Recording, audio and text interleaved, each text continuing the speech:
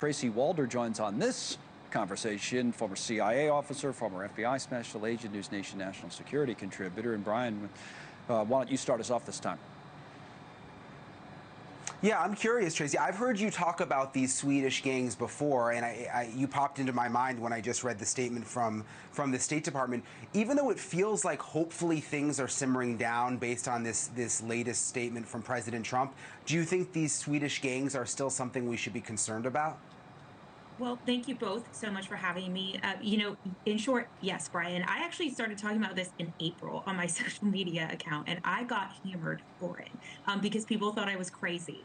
Here's the thing. These two gangs, Foxtrot and Rumba, are basically drug trafficking gangs in Sweden. Sweden's had a very massive uptick in gangs within their country in the last few years. However, the founder of one of them, particularly Foxtrot, is a guy named Raja Majid.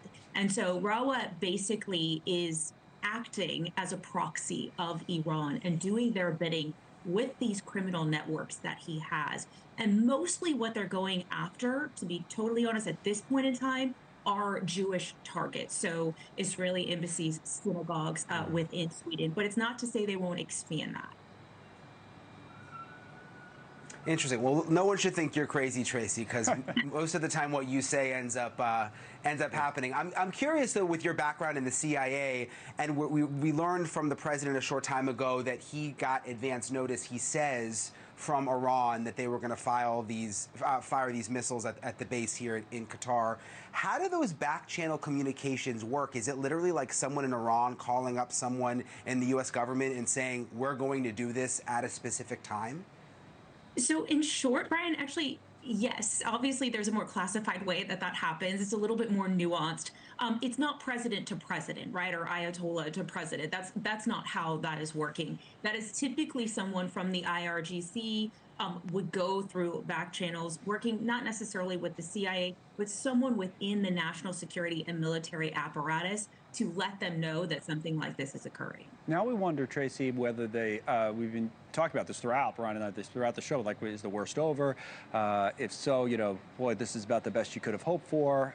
But there's still a lot of unknowns, and the story we started the conversation with is one of those unknowns. And, like, in other words, are there other tools at Iran's disposal that it might use? We know the playbook, right? And, hostage taking, use of gangs, like or do they really want to de-escalate? Do they really almost have to de-escalate?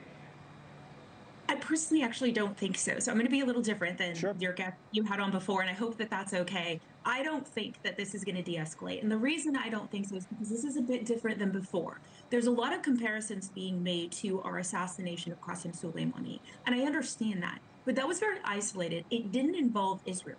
We look at Israel today, they blew the gates off of the Ervin prison that is there, which holds some political dissidents. They are wanting a revolution to occur in Iran. And I cannot see the Ayatollah taking that lying down and simply surrendering.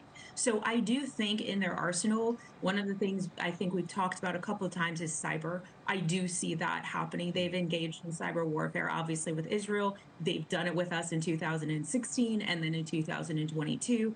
I suspect an attempt at this point. And then obviously you have your lone actors, right? We know that 2 individuals were charged with attempting to assassinate Ambassador Bolton and President Trump. So I think those are all things that are on the table. Yeah, when you say you don't see this de-escalating, Tracy, do you think the United States will continue to get involved at the level that it has? They dropped these bombs on the nuclear sites. We saw the retaliation, we should call it, today here at the base in Qatar. I mean, will things settle down on the U.S. end and it just sort of continues between Israel and Iran, or do you think we'll continue to get involved? I actually think what you just said is what I think. I think and hope that we are going to sort of tone down what we're doing, that these strikes were sort of it, and that we're not going to retaliate regarding the strikes in Doha.